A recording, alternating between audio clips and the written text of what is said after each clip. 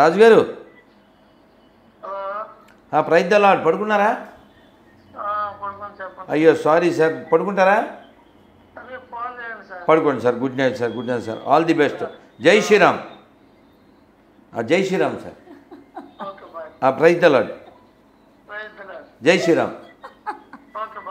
ఇది గొర్రె గొర్రె గొర్రె బతుకంతే, గొర్రె మెదడంతే, వైజాగు గొర్రెైనా బుర్ర ఉండదంతే. ఏం చేయలేమ్మా, గొర్రె అంతే. యెహోవాకి ఇద్దరు పెళ్ళాలి, తెలుసా? అది మనం చదవలేమమ్మా. హెచ్కేఎల్ అని చాప్టర్ ఉంటుంది, హెచ్కేఎల్ అని. ఆ చాప్టర్ మగవాళ్ళు కూడా చదవలేదు. ఎవల అప్పములు హెచ్కేఎల్ చెప్పానుగా. ఎవల అప్పములు చేసి వారు చూచుచుండగా దాన్ని మనుష్య మలముతో కాల్చి భుజింపవలను. నేను చెప్పలేదు.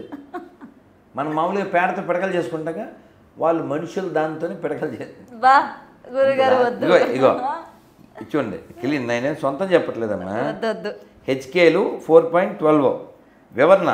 బార్లీ గింజలతో అప్పాలు చేసి వాళ్ళు చూస్తుండగా దాన్ని మనుషుల పెంటతో కాల్చి తినవలను. అదన్నమాట. ఎవరు లిఫ్ట్ చేయట్లేదు గురుగారు. గిఫ్ట్ ఇస్తానా? ఏమో మరి. లిఫ్ట్ ఇస్తే గిఫ్ట్ ఇస్తామని అంటే బందర్పాపికి చేద్దాం. అనకాపల్లి అయింది బందర్పాపి. మనకు టైం ఇస్తాం, మనం చేస్తాం. వాళ్ళకేమో ఖాళీగా ఉండి 10 సార్లు 20 సార్లు చేస్తే మనం ఎత్తాలంటే అలాగా ఏదో ప్రయాణాలు, ప్రవచనాలు, ఉపవాసాలు, మౌనం ఎన్నో ఉంటాయి. గుంటూరు మంచి పాపి. గొర్రెలన్. Hello Ravi garu, praise the Lord. Radhamanohar Das అండి. రవి గారు బాగున్నారా? సార్ బిజీగా ఉన్నారా? సార్ మీరు ఆ మధ్య చేశారు, నాకు ప్రయాణాల వల్ల కుదరలేదు. సార్ మీరు ఏమన్నా చెప్తారా? నేను ఏమన్నా మాట్లాడినా? చిచ్చి, మీరు చేశారు ఎప్పుడో 10 రోజుల క్రితం, అందుకని చేశాను సార్.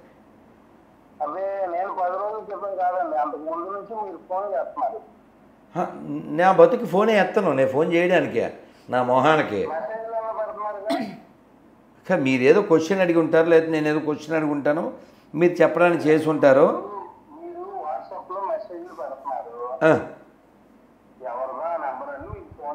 అచ్చా, మీరు ఏదైనా అడిగేది ఉందా? ఓకే, పడుకోండి సార్, పడుకోండి. అడిగేదండి, మేము అడిగేది అయితే ఉంది. రైట్. గుంటూరు మంచి పాపి. పాపుల్లో కూడా మంచి పాపి. అదే అన్నగా పాపు. ఎందులోది? ఎందులో? అంటే మంచి పాప అంటే అమ్మ బైబిల్ ఎక్కనవాడు అని అర్థం. బైబిల్ ఎక్కితే ఇంకా ఆ భాష వేరే ఉంటుంది. అదే అదే. ముసలి పాప ఎలమంద 8 సార్లు చేశాడు. ముసలి పాప 8 సార్లు అండి, 88 సార్లు చేస్తాను. అదే పని. ఒకడు ఉన్నాడు, వాడు యుఎస్ నుంచి కుర్రోడు. అది కూడా ప్రైవేట్ నెంబర్ నుంచి చేస్తాడు. 20 సార్లు చూడమ్మా, ఎన్నిసార్లు ప్రైవేట్ నెంబర్ నుంచి? 37 సార్లు ఫోన్ మీద ఫోన్ చేస్తూనే ఉంటాడు. పోనీ ఒరే నువ్వు ఏదైనా మామూలు నెంబర్తో ఫోన్ చేయరా, లొకేషన్ పెడతా అంటే, హలో నమస్తే అండి. నమస్తే అండి, ప్రైజ్ ద లార్డ్. ఎలమంద గారు ఎవరో ఓలేటి లక్ష్మి గారి బ్యాచ్. హలో ఎవరో? బాగున్నాను సార్. ఎలమంద గారు భోజనం అయిందా?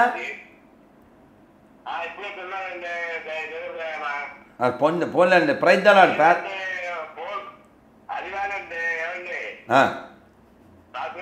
చెప్పండి సార్, ఎలమంద గారు చెప్పండి సార్. చిచ్చి, దేవుడు ఎవడు ఉన్నాడు సార్? వాడు సార్, వాడి పేరు చెప్పండి. మీ దేవుడు మా దేవుడు అంటూ ఎవడైనా ఉన్నాడా సార్? దేవుడు సార్, మా దేవుడు కూడా ప్రభు. రామచంద్ర ప్రభుకి జై, ఎలమందకి బై. ఇప్పుడు నిద్ర పడుతుంది, ఎలమంద నిద్ర పడిపోయి. ఎందుకు చెప్పండి. రవి గారు ఫోన్ చేస్తున్నా. రవి గారు చెప్పండి సార్. చెప్పండి సార్. అయ్యో మళ్ళీ ఆయన ఫోన్ చేస్తున్నాడు. చెప్పండి సార్. నమస్తే అండి. నమస్తే, చెప్పండి సార్. నా నెంబర్ ఎవరు ఇచ్చారండి మీకు? మీరే ఎప్పుడూ చేసి ఉంటారు సార్, లేకపోతే నాకు ఎలా వస్తుంది, నాకేం పని?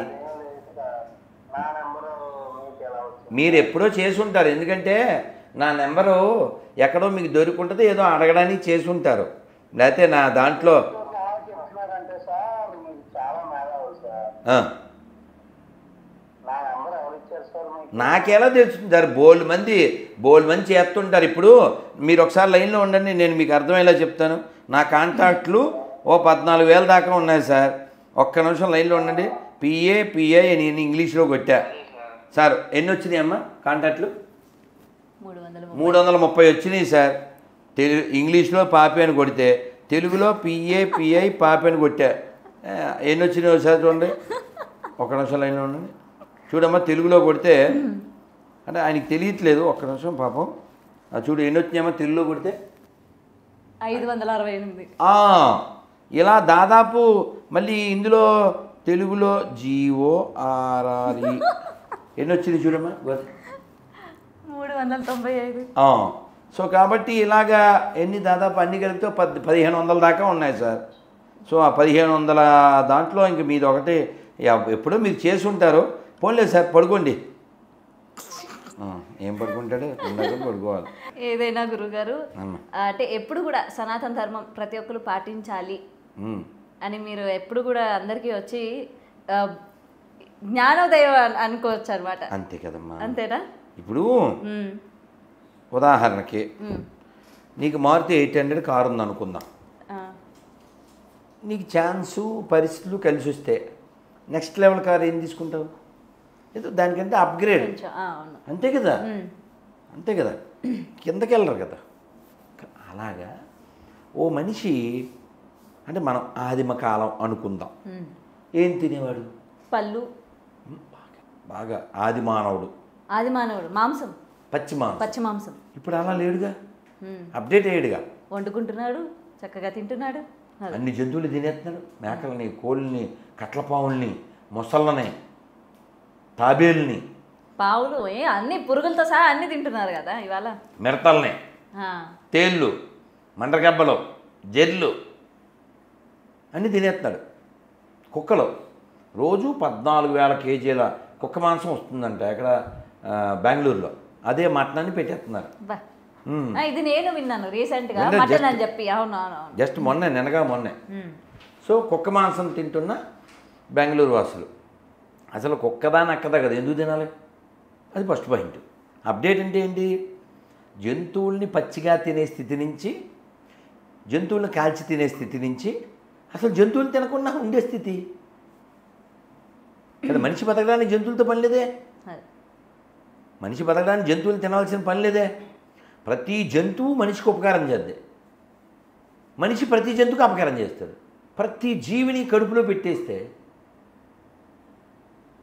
ఖాదర్ వలి గారు ఎంత బాధపడతారో. సృష్టిలో 30% జీవుని కడుపులో పెట్టేశాడు వీడు. లేవంటే జాతులు 30% కదా, పొట్టలోకి వెళ్ళిపోయినాయి. సో కాబట్టి మనిషి అప్డేట్ అవ్వాలి. కేవలం పుస్తకంలో ఏదో రాసి ఉంది. ఉదాహరణకి నేను లాంగ్ ఎగో నా first video, I think so, Jehovah menu అని కొట్టు అవుతుంది. యెహోవా మెను, అందులో ఏ జంతువులు తినాలి, ఏ పక్షులను తినాలి, అవన్నీ క్లియర్గా రాసి ఉంటుంది. అందులో ఒక్క జాంకాయ గురించి ఉండదు, ఒక మ్యాంగో గురించి ఉండదు, ఓ ధాన్యం గురించి ఉండదు. భగవద్గీతలో ఏం చెప్పారు? పత్రం పుష్పం ఫలంతోయం యోమే భక్త్యా ప్రయచ్చతి తదహం భక్త్యా ఉపహృత అశ్నామి ప్రయతాత్మన. కాబట్టి మనిషి అప్గ్రేడ్ అవ్వాలి. ఈ శరీరం దేనికి నిర్దేశించబడింది? ఈ శరీరం దేనికి నిర్దేశించబడింది? కేవలం ఏదో ప్రతి జంతువుని భుజించడానికి కాదు, భగవంతుని భజించడానికి. హలో, నమస్తే అండి. జై శ్రీరామ్. ఎవరండి? ఎవరు? నాన్న సంతోషం. కదిరి కృష్ణ ఫోన్ చేస్తే స్విచ్ ఆఫ్ వచ్చింది. మరి ఏం చేయాలి? వాడిని వదిలిపెట్టద్దండి. వాడి నుండి ఇంకా చాలా మంది ఆడారండి వినుస్వామి. అంటే వీళ్ళంతా మనకి పుట్టిన వాళ్ళే కదా సార్. వీళ్ళ తాతలు వీళ్ళ తండ్రులు అంతా మంచోళ్ళే సార్. వీళ్ళకి బైబిల్ ఎక్కేలా దిగజారిపోయారు కానీ వాళ్ళు మంచోళ్ళే సార్. వాళ్ళ తాతలు వాళ్ళ తండ్రులు మంచోళ్ళే. బైబిల్ ఎక్కడం వల్లే కదిరికృష్ణ అలా తయారయ్యాడు తప్ప అతను కూడా మంచోడే. నవ్ ఈజ్ ఏ పేషెంట్ అంతే. మళ్ళీ అతనికి రోగం తగ్గిపోతే మళ్ళీ అతనే భజన చేస్తాడు చూడండి.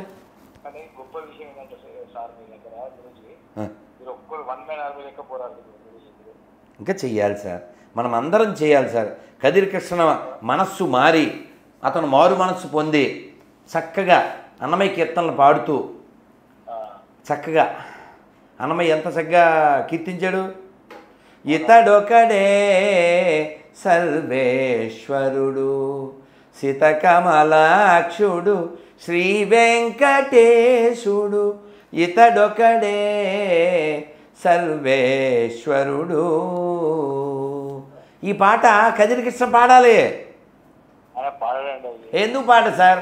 పాడైన కదిరి పాడైనాడు బైబిలు ముదిరి బాగుపడతాడు దెబ్బ తగిలితే అదిరి అతని రోగం కుదిరి దారికొస్తాడు మన కదిరి ధిరి. Okay sir. ఎనీవే అమ్మా థ్యాంక్ యూ సో మచ్ గురుగారు. సంతోషం. అంటే చాలా నా ప్రశ్నలన్నిటికీ కూడా జవాబులు చెప్పారు.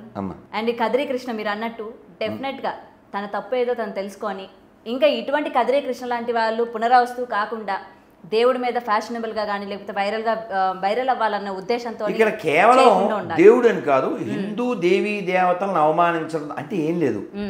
ఇప్పుడు నా కోరిక ఏంటంటే అది ఫోన్ ఎత్తుంటే అవును కదిరి కృష్ణ గారి నోటి ద్వారా వెంకటేశ్వర సుప్రభాతం వక్ర భాష్యం విన్నాం.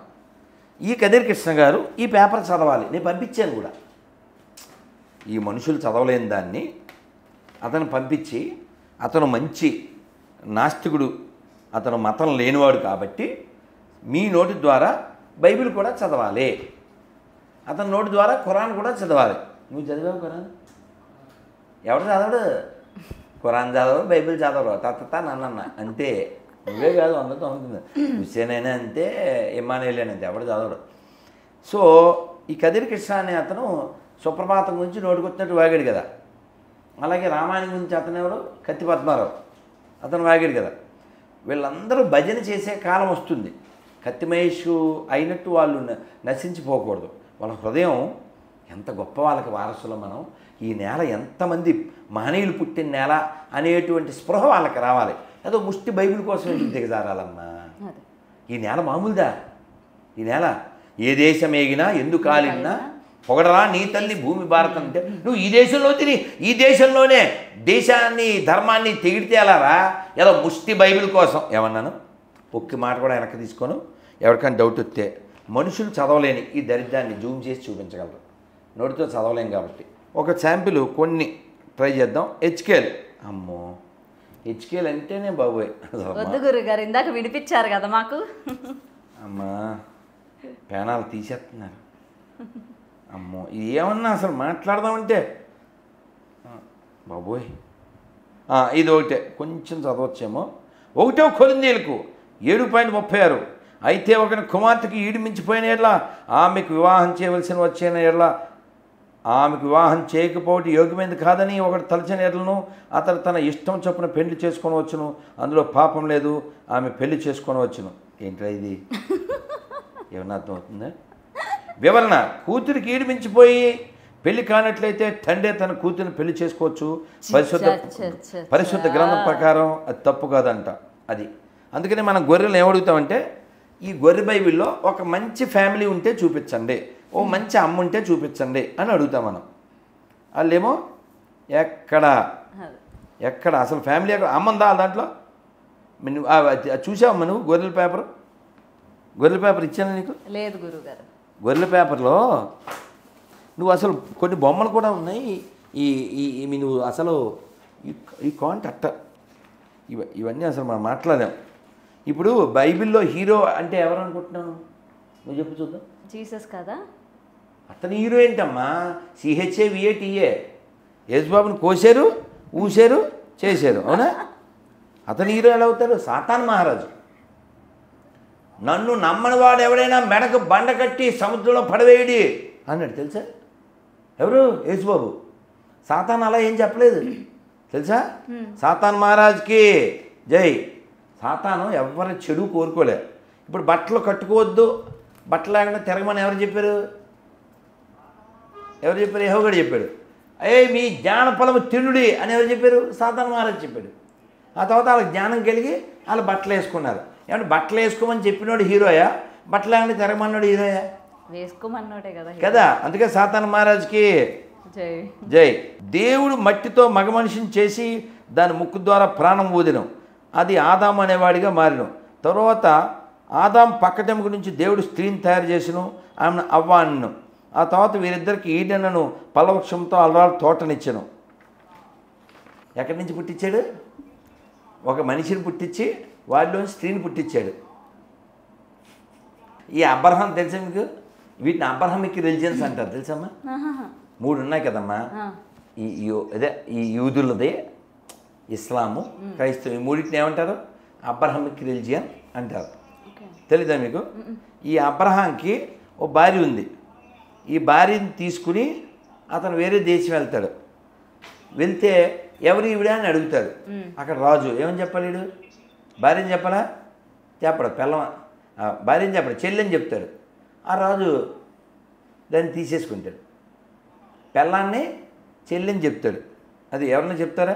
పోన్లండి సార్, రవి గారు ఏదో పాప ఆయన ఏదో మాట్లాడుకుంటున్నారు సార్, మీలో మీరు మాట్లాడుకోకండి సార్, రాత్రిపూట పడుకోండి సార్ అని మాట్లాడుకుంటున్నాడు అక్కడ. అవా మాట్లాడుకుంటున్నాడు. ఇంకా బైబిల్ ఎక్కితే పిచ్చి అంతేనమ్మా. ఇంకా అలాగే సంతోషం ఉండదు, నిద్రపోరు.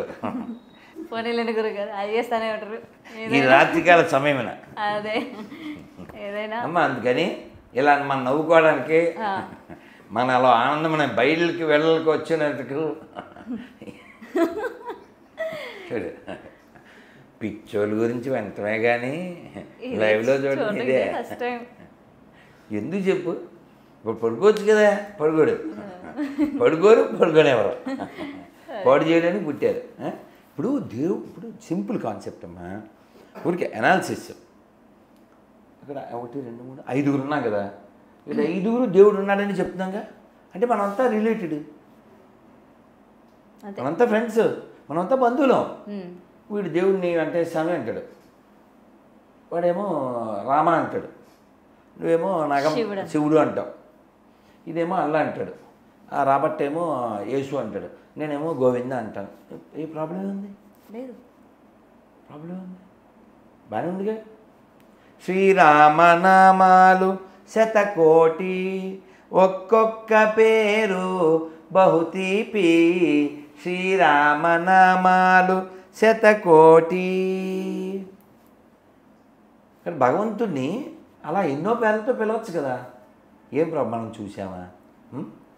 ఏదో ప్రశాంతంగా ఉన్న జీవితం, చిన్న జీవితం, ప్రశాంతంగా ఎవరికి హాని చేయకుండా బతికితే సరిపోద్దుగా. ఏదైనా గురువు గారు అంటే అందరూ కూడా ఇట్లాంటివన్నీ చిలిపివి అంటూ ఉంటారు కదా, ఇట్లాంటివన్నీ అసలు చేయకుండా ఉంటే సరే. అదే నేను అనేది చిన్న లైఫ్. అంతే అంతే అంతే. మా దేవుడిని నేను నమ్ము కొంపల దగ్గరికి వచ్చి ఏంటి దరిద్రం? ఏదో ముష్టో పుస్తకం పట్టుకుని ఇప్పుడు నేను 26 క్వశ్చన్లు ఎందుకు అడుగుతానంటే, మీరు కొంపల దగ్గరికి వచ్చి అడుక్కుంటున్నారు మారిపోండి అని. మా దగ్గర లేనిదేమైనా ఉంటే మారిపోతామే. అంతే అంతే. ఏమో మంచి అమ్మ ఉందా, మంచి పండుగ ఉందా, ఎందుకు చెప్పండి. అందుకని సర్వే జన సుఖినో భవంతు అని చెప్పేటువంటి సనాతన ధర్మం ప్రపంచమంతా ఎప్పుడో ఒకప్పుడు ఉండేది, ఇప్పటికీ దాని రుజువులు ఉన్నాయి. కాబట్టి అందరూ హిందువులే, అందరూ మన బంధువులే. భారత్ మాతాకి జై. జై శ్రీరామ్. థ్యాంక్ యూ గురుగారు. For more videos like this, subscribe Big TV channel.